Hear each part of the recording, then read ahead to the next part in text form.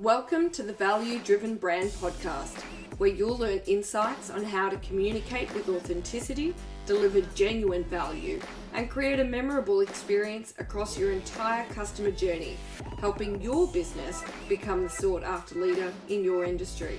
I'm your host, Aileen. Now, on to the show.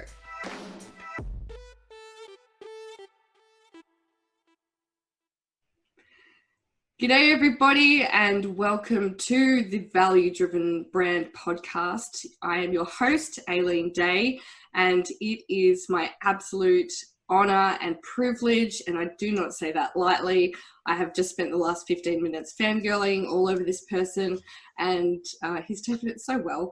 And I would love to introduce to you the owner and founder of the Valuegraphics Database, David Allison. Welcome so much. Thanks for having me over. Oh my God. To be here. Oh, I'm so excited. I know everyone goes, I'm so excited. No, I'm legitimately freaking excited. Me too. This is my first Australian, second, wait a minute. It's my second Australian podcast host, but the first podcast based in Australia. The other Aussie I spoke to, he was in Singapore. So first time on a podcast in Australia. There you go. And now I'm extra excited. Popping David Allison's cherry. Look at us go. All right. It's one of those kinds of podcasts. Anything goes. Here we are. Now, for those of you who don't know who David Allison is, number one, where have he been? And number two, he is an absolute champion and the man that you need to get to know.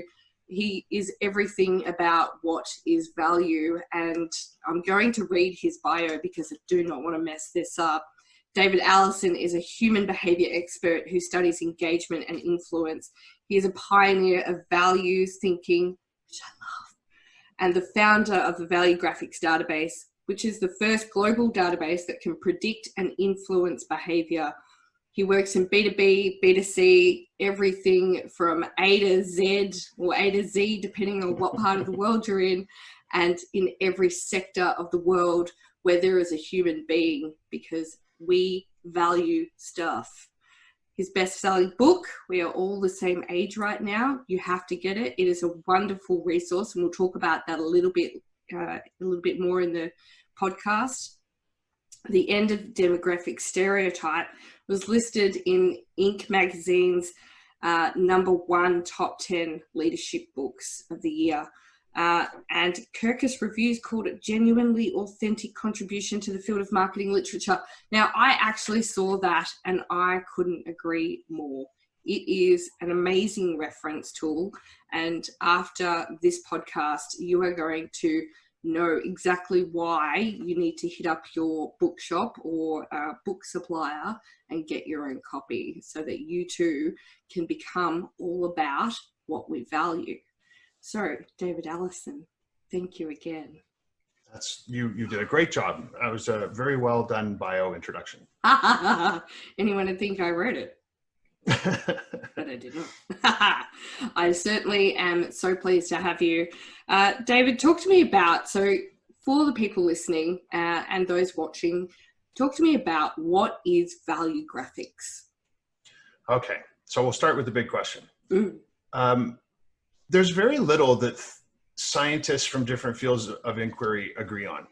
But three different fields of scientific study all agree on this one interesting point. So I'm going to run through them really quickly for you. First off, neuroscientists, they talk about the prefrontal cortex of your brain as the CEO of your brain, and it bosses you around and decides what you're going to do and what you're going to feel about things, what your emotions are, your behaviors are. And your prefrontal cortex, your CEO, uses one thing to decide how to react to all the incoming data that comes into your whole life, and it's your values, the things you care about. So that's neuroscience. Let's move on to psychology. In psychology, when you're doing research, you are warned against and learn how to avoid something called confirmation bias, which is the natural human tendency to agree with and love the stuff we already love and agree with. So if you're doing research, you don't want to have a lot of confirmation bias because it skews your results. But if you flip that around and say, if human beings are drawn like moths to a flame or to the stuff they already care about and value, what if we could use that as a way to get people to pay attention to one thing or another? So there's psychology who says values are a key to human behavior and interaction. And then lastly, where my research and my database lives is in the world of sociology. And sociologists study the behaviors of masses of people. Like, why did this group of people go do this thing and this other group of people went and did that thing? Well, they pick it apart and they analyze and they look at it and they break it down and they end up saying, this group did that thing because they value this. And this group did that thing because they value that. Huh. So there's sociologists weighing in and agreeing with the neuroscientists and the psychologists and saying the key to human behavior is to understand what people value. Now, that's all cool, and we can use that as a way to retroactively understand behaviors, but we've never had a tool that allows us to not just understand why things happen, but make things happen in the first place. Right. So that's what we set out to do, and we built the Valuegraphics Database so that we can actually use values, all this scientific agreement, as a way to influence and engage people before things happen and actually make stuff happen instead. So it's even scientific. It's, you know what, we can't avoid it. It's a biologically, we are biologically programmed to run after and seek out and chase the things we value. Yeah. It's kind of what being human is. We spend our lives attracted and wanting more of the things that we think are really important. So let's make a good concrete example. If example I always seem to revert back to, because it's very important to many people all over the world, is family. If family is a value that's very important to you, then you spend your days, whether you know you're doing it or not, this can be happening subconsciously. Every decision you make, every move you make, every feeling you have will somehow be about, there was almost a police song there, will somehow be about how it's going to impact your family, negatively or positively. You run away from anything that might hurt your family, and you run towards anything that's going to make your family stronger and better. And there's 56 different values in a human values profile. And so if you know which of those ones are the ones that they're acting on all day, it's kind of like knowing how to push their buttons. It's for this group of people over here, if you push these buttons, you can get them to do what you want them to do. And this group of people over here, you push these buttons and you can engage with them around whatever it is you're trying to engage with them around. It's actually at the root of it. It's so simple. It's just taken a ton of research and years to get to the point where we have this database that's capable of doing this all over the world. Considering how long I know it takes me to get people to fill in one survey, talk to me. You have had how many surveys filled in to create this database? We're way over 500,000 now. 500,000 surveys. Holy gosh. Yeah, it's a lot. That is a lot. But what that also tells me is that people value delivering that insight to be able to fill out those surveys. They want you to know what actually does make them tick. So, well, there's some secret sauce to the way we ask the questions, of course. You know, some of this I'm not really at liberty to speak about. I have a statistician at a university in New Zealand, my research partner, and this is a methodology he's been building for more than a decade.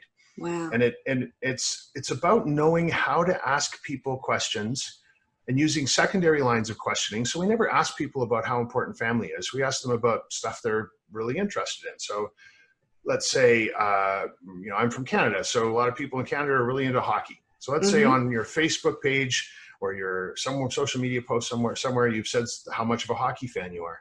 Well, we would pop up a little thing that said, hey, we're really trying to understand hockey fans and we know you're an expert.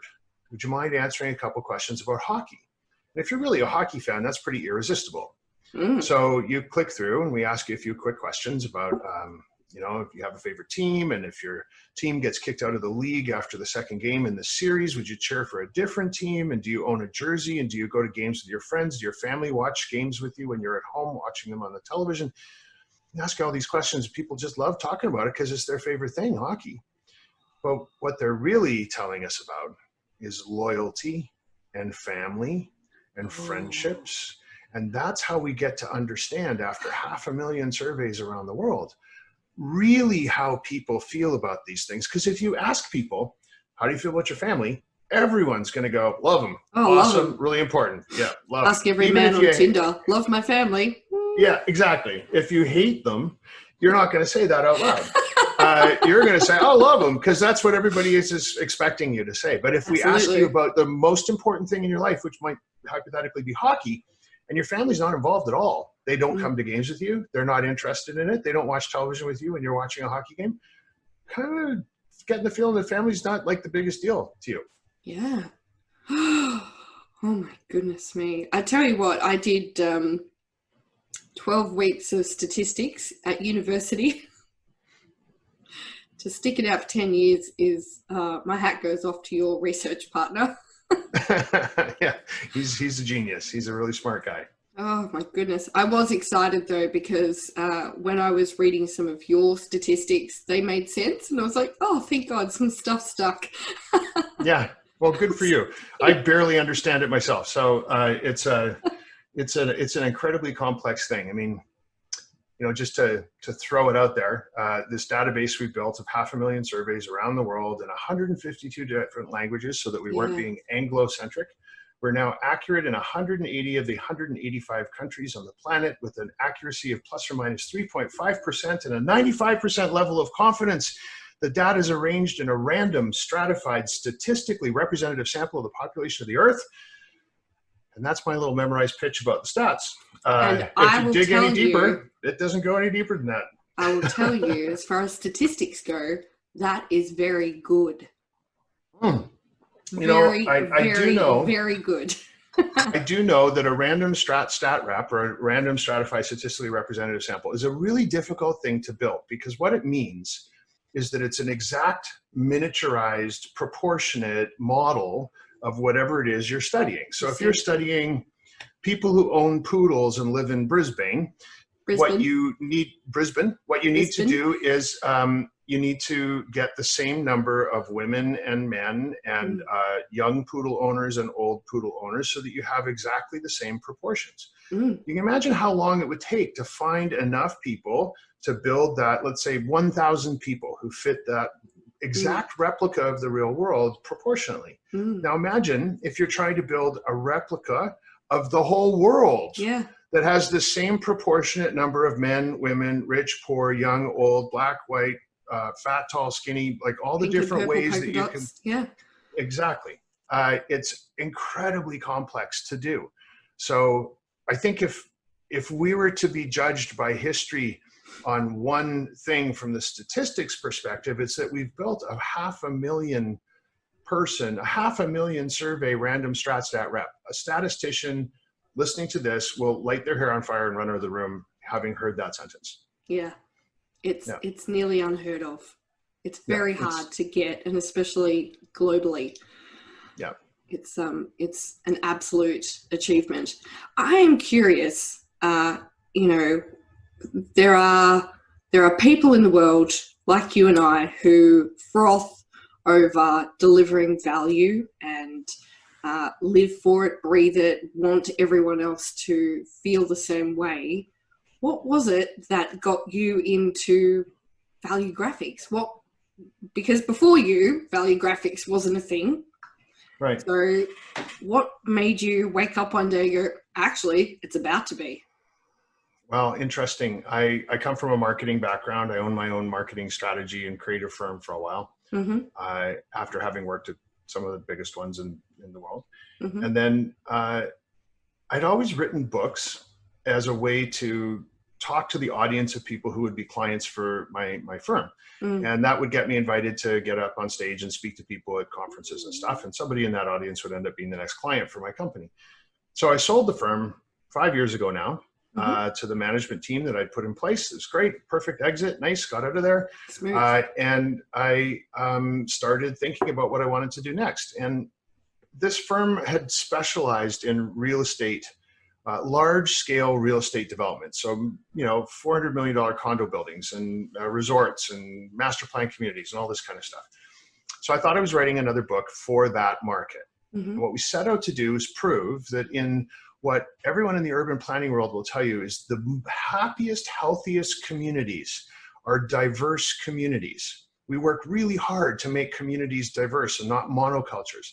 And then we come along and we build condo towers that are just for one kind of person. So this one's just for rich boomers. And this one's just for first-time home buyers who only want a small apartment and can't afford very much. And it seemed crazy to me that in the midst of all of this diversity, we wanted to put these monoculture communities, these vertical villages. I thought, well, what might it take to build a building that could have a lot of different kinds of people in it? We should go and ask if that's even something people are interested in. Maybe that's what my next book is about. So we started out with how many? The first time around, I think we were like 15, 20,000 surveys, something like that, across just Canada, the United States, to find out what it would take to build a building that people of all ages and all kinds of different people would be happy living in together. And two things came out. Number one, nobody wants to live in a building full of people just like them. They thought that sounded horrible, boring. The word ghetto came up a lot. And yet that's all we build.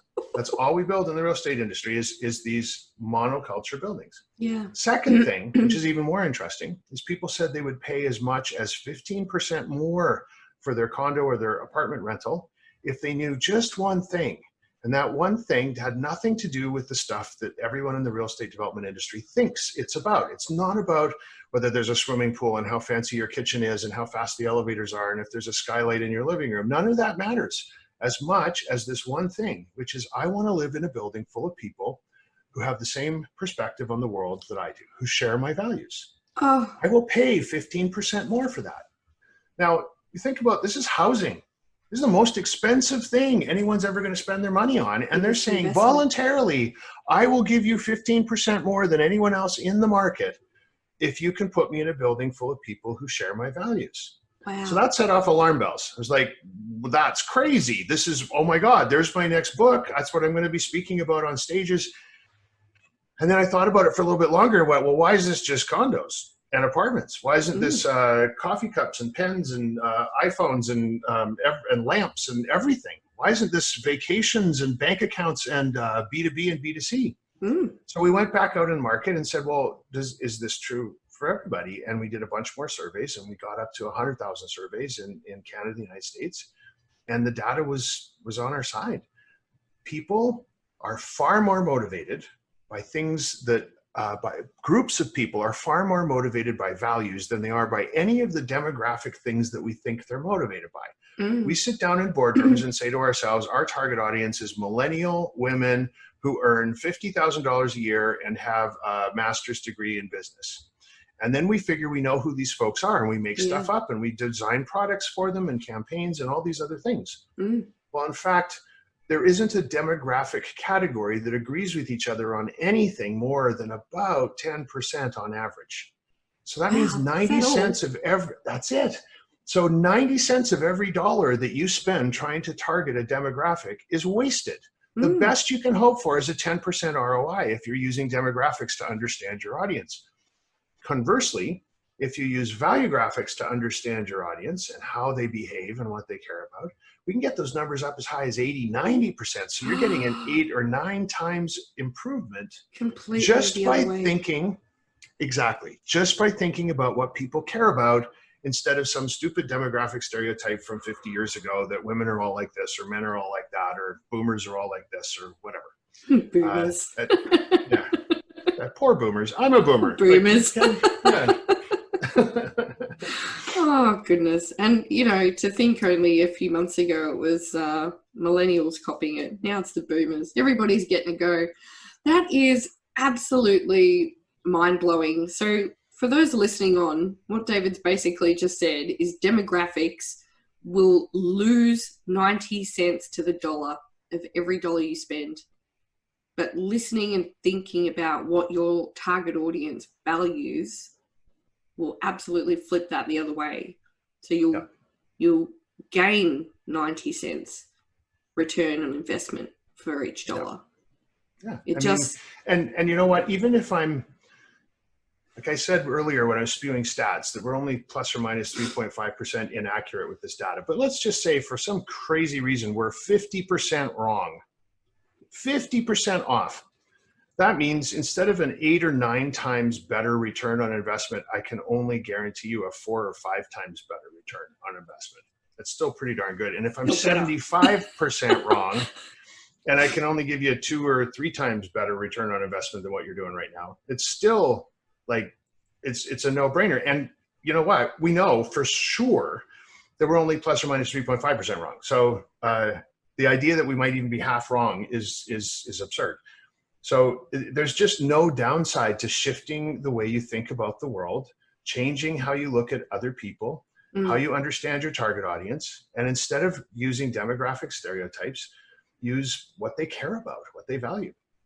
So I'm curious, in business, I remember sitting in a management course many years ago, and they introduced the term psychographics. Yeah. And they claimed at the time that, and this would have been mid-2000s, they claimed at the time that it was the new demographics. So talk to me about the difference between, value graphics versus even psychographics. Where's the benefits between those? If you really want to understand your customers, you need all three. Mm-hmm. I think I talk about it like a 3-legged stool.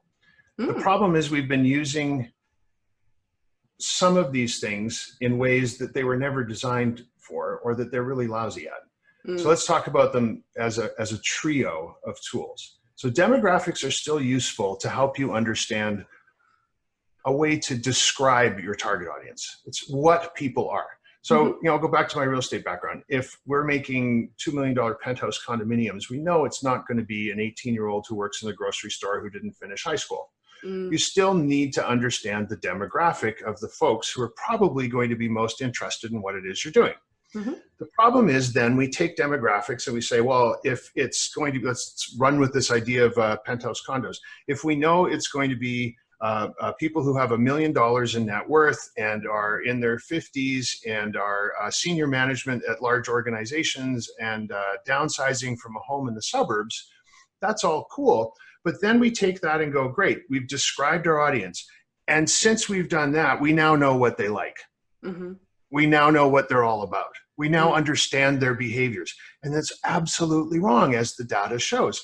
The people who are in those cohorts, those demographic buckets, don't resemble each other at all. You still need to know who they are, but you can't use that information to understand what they're going to do. So psychographics. Psychographics have a whole lot of different definitions, but the one I like the best is it's a record of how people have behaved so far around a particular product or service or brand. So you might go into your customer database and find out that the people who are most prone to buy this thing that you're trying to sell them have already owned 3 of these things. Or let's go back to condos, that we might know psychographically that these folks, this is their 4th home or 5th home. That's not a demographic fact. That's a past purchase behavior fact. We might know psychographically about them that they vacation in the South and they spend summers up north. That's another psychographic fact about them. But here's the thing about demographics and psychographics. Both of them are historical records. The moment you know some of these things, any of these things about someone, the moment you can put it on paper, it's now in the past. So all it does is show you how people have behaved and what kind of people we're talking about up until now. Right. Neither one of those things tell you how you can get them to change behavior tomorrow. And in order to get people to change behavior, you need to know what their values are. And that's where value graphics and the 3rd leg of the stool comes in. You need to know what people care about, unless you're happy with them just continuing the pattern that they've always had. But most organizations, in fact, I'd go out on a limb here and say 100% of the organizations on this planet exist to do one thing, and that's to identify a group of people and get them to do something. That's what every organization is for. So if you're going to try and take this group of people that you've identified, you know all kinds of stuff about them demographically and psychographically, and get them to do something, and we know from science and technology and from decades of study that the only way people decide to do something is if it's in line with their values. You need to know what their values are if you're going to identify a group of people and get them to do something. You got to talk to them based on what they're listening for. What they're listening for is what they care about and what they value. So you need all 3. I love that. So they're not redundant. They just need to be used together. Yeah. We've been trying to use a hammer as a screwdriver, and it's Oh, not. God. What a an hammer is a hammer, analogy. right? I come from a hardware background, so I feel those feels. Well, I mean, even better. It's a Robertson screwdriver. We've been trying to use it in a Phillips screw. Like we need to use the right tools for the job. And in this case, we need three. We need demographics to understand what people are, psychographics to understand how they've behaved so far, and value graphics to understand how we can get them to change their behavior tomorrow. Yeah, I love it. So this podcast is all about tactically being able to implement changes in your business to be able to deliver and create your own value-driven brand. And I know that you have some fantastic key points around what you think businesses and leaders can do.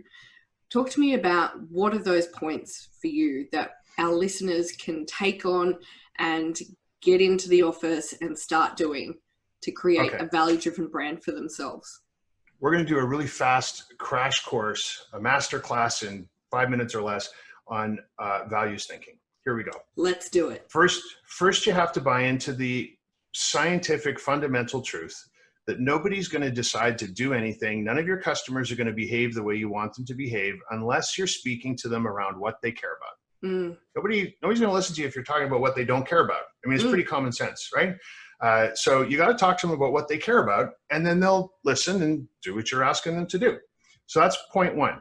If that's the case, you shouldn't make any decisions as somebody who's leading an organization, someone who owns a business, someone who's a politician. You shouldn't make any decisions unless you can figure out what value you're talking to. If there isn't an identifiable value, then you're going to come up with some ideas and tactics and strategies that don't make any sense because you're not talking to what people care about. So how do you do that? There's three ways. First way is absolutely free, and this is the basis of values thinking. We just need to stop asking the wrong questions. When we go out and talk to our customers, when we do a survey, when we do research, when we stand on the shop floor and talk to folks coming in, when we ask our sales guys, what are you hearing out there in the field? We always ask questions like, well, how old are you? And are you male or female? And do you have kids? And how much money do you make? And do you have a college degree? And and what do you think about my product? And is my product too expensive, or is it not expensive enough? Or do you love my store? What if I had a different location? We want to know about our stuff, but we never ask them about their stuff. We never ask them about what they care about. So get out of your world where all it is that you're asking is about your stuff, and instead say, tell me, what's on your mind? What's the thing you're worried about most right now? What do you think about all day long and wish you could change? What's the last thing on your mind before you go to bed at night? And what's the first thing you think about when you wake up in the morning? If you ask those questions formally in surveys or informally in conversations on the shop floor or through social media, if you listen, you'll see patterns. And those patterns point to the values that people have. If people are always talking about how worried they are about their kids, then family is a value. And if they're always worried about how is this going to, I don't know if this brand is really me. I'm not sure if this is if it's my thing. Then what they're saying is they're very concerned about how other people think about them. This is about status. Oh, of course. Or if they say, yeah, you know what? I love this. I would absolutely love to do this thing or buy this thing or be part of this, whatever. But I got to pay the rent this month. Then their biggest value at the moment anyway is meeting their basic needs. So let's say you hear those three things: family, meeting basic needs, and status. Well, if those are the patterns that you start to see emerge based on all these conversations, all these questions you ask, what you need to do is say to these folks that my thing that I'm trying to get you interested in, it's absolutely going to help you with family, status, and meeting your basic needs. Just connect the dots because that's all they care about. So talk to them about what they care about. Don't bother talking to them about what you want to talk to them about. Talk to them about the only thing they're listening for, which is what they value. So here's a quick little 4-step process to go through. First one. Love it. It's what, who, why, What, who, why, how. What, who, Right. why, how. Those are the 4 steps. First step, what? What's your question? Are you trying to understand how to get people to visit your store more often? Are you trying to get people to understand how to get people to buy more of a product online? Define your question. So you got to know what the question is here. That's pretty obvious. Mm-hmm. Second part is, who are you talking to? This is where the demographics and psychographics part comes in, those 2 legs of the stool. Mm. My caution around that, this is the who part. What is the question? Who is the demographics and psychographics? Yep. We tend to put too much on the table there.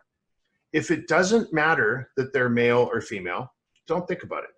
Right. Unless your product is specifically for men or specifically for women for some reason, then don't add that to the list, because all it does is clutter your thinking. So the only demographics and psychographics you should have on their list at this point of the exercise is the ones that are relevant to the what. So you've got what is your question, who are we talking to based on relevant demographics and psychographics. The next part is why. And that's the piece we've been missing. That's the 3rd leg of the stool. This is the values. Why are people going to make one decision over another? Why will they behave the way we would like them to? It's because family, and because status, and because, what was the other one I had there? Family and status, and the 3rd one in my example, which I've totally forgotten. Basic needs. Thank you. I'm glad you're here to prompt me. So you have those 3 different values. Those are the why. You've got a what, a question. You've got a who, a definition of who they are from a psychographic and demographic perspective. You now have your whys. The last step is how. This is the tactics. Yes, given those 3 things, what are the things you could do? And it's going to be different for everybody. You're going to have to say, I'm trying to get them all to come to my store birthday party. I understand that I'm speaking to people who are 18 to 24 and are fresh out of school. And the why in this case is, let's stick with status, is status. These folks are incredibly status conscious. Well, I have to do something. How could be, I have to figure out a way to convince them that coming to this birthday party is going to increase their status. So what I'm going to do is make this a closed door event, and there's only going to be 100 tickets. And I'm going to make it incredibly desirable and status enabling to be one of the people who gets invited to this party. It's not going to be a please come to this party message. It's going to be only 100 people get to come to this party. Are you going to be one of them? Yeah. Because if you think you want to be one of them, here's what I need you to do. Now, that won't work with a group who aren't interested in status. They'll be like, screw you. I don't want to come to your stupid party. Yeah. But for this group who are status conscious, it will work like a charm. Oh my God. People, I hope you really, really, really understand the gold nuggets that are just getting dropped right now. Like mind-blowing shit. All right? Mind-blowing. This is game-changing stuff in business. This is one of the best collaborations of information you could put together. One of the things I would certainly recommend is grabbing David's book and using that as an additional resource on top of connecting with David on LinkedIn, because that is where David's magic really, really happens. You are a prolific poster on LinkedIn, which I love, because it means that just about every single day I get to learn something new and valuable around, value graphics and helping even my clients, with the things that they actually value. Now, I have a secret weapon there. Do you want to know my secret weapon? I love secret weapons. You said your show's about tactics. So here's the most powerful tactical suggestion I can offer to anybody who's trying to run a small business. It's a SaaS app called Lately, and their website is trylately.com. Before I go any further, I want everyone to know I have no financial interest in this company whatsoever. I'm just a giant fanboy because they've changed the way I do my work. What they are is it's a social media posting tool, which doesn't sound amazing, but what they've done is they've licensed IBM's AI brain called Watson. So you go onto their site. You go onto their site, you put in your long form blog post, or you can even do this with videos and podcast transcripts now. You put this into the machine, the AI brain reads it for you and goes, huh, there's a tweet, here's a tweet, there's a tweet, here's a Facebook post, this would be good on LinkedIn, and hey, David, which ones of these do you want to post and on what days? So it creates all your posts for social for you based on one blog that you've written or one article in a magazine or one podcast interview. Wow. So it can listen to a podcast, it can watch a video, it can read your text, and it will chop it up for you and serve it up and make it easy to post on all of your channels. And you think about the amount of time that saves. It doesn't replace doing the post about the thing that you're interested in today, but all that evergreen layer gets taken care of. Wow. And it costs pennies a day, and it takes the place of Pennies entire a social day. media I love firms. that. Yeah, it's true. I don't know where I'd be without these guys. They're amazing. So big shout out to Kate and the team at trylately.com. If you're not already using this thing, you just got it. I thank you. I am certainly going to check that out. I am, as we speak, getting on the content creation bandwagon. So any help. So and take every assistance. every one of these podcasts. You go on to Lately, you just give it the link. It will listen to your whole podcast, watch the whole video, and it will not only clip stuff out of there, it'll attach it to the video. So it's like this 60-second chunk of conversation is now text, and here's the video that goes with it. And there you go, ready to go on LinkedIn. Oh my God, these people are magic makers. Yeah, it's crazy good. That is phenomenal. Now, we are just about out of time, and I cannot tell you. I'm in massive awe of everything that you have accomplished and the changes that you are making to the way people do business.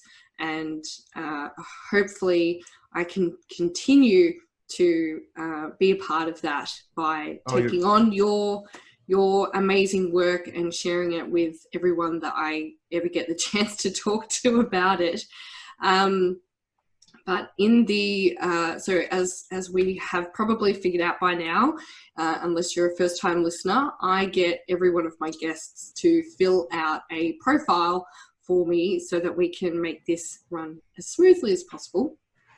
And one of the things that I ask all of my guests to do, and I don't tell them until they hear on the recording, is I ask them what song it is that gets them up in the morning and ready for anything. Do you remember the song that you told me?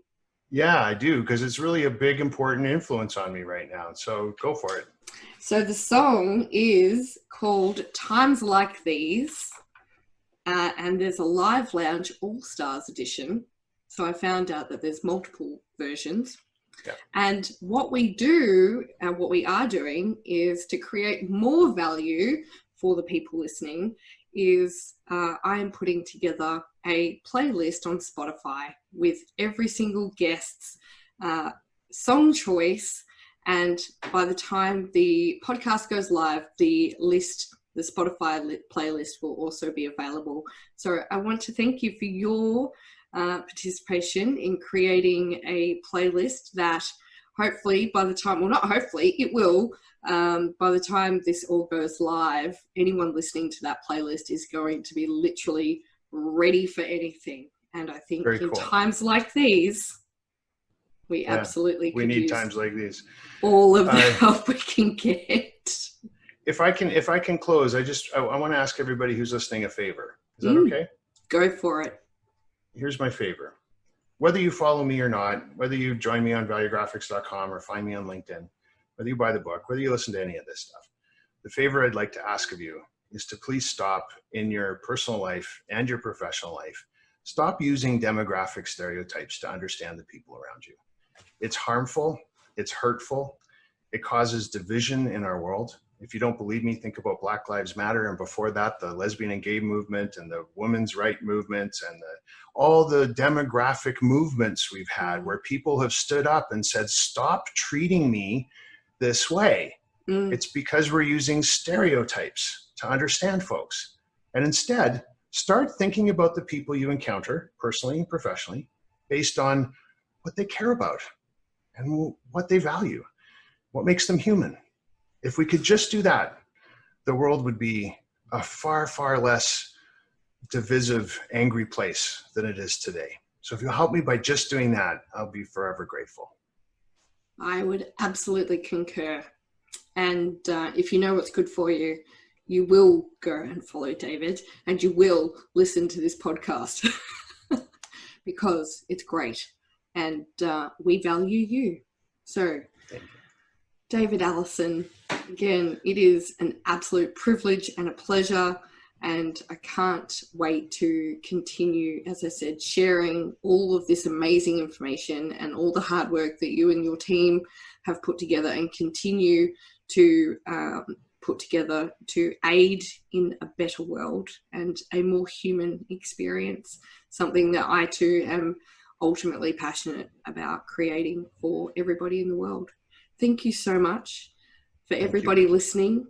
Stay tuned for the next week's episode, and thank you so much for joining us today with Valuegraphics David Allison. Till next time.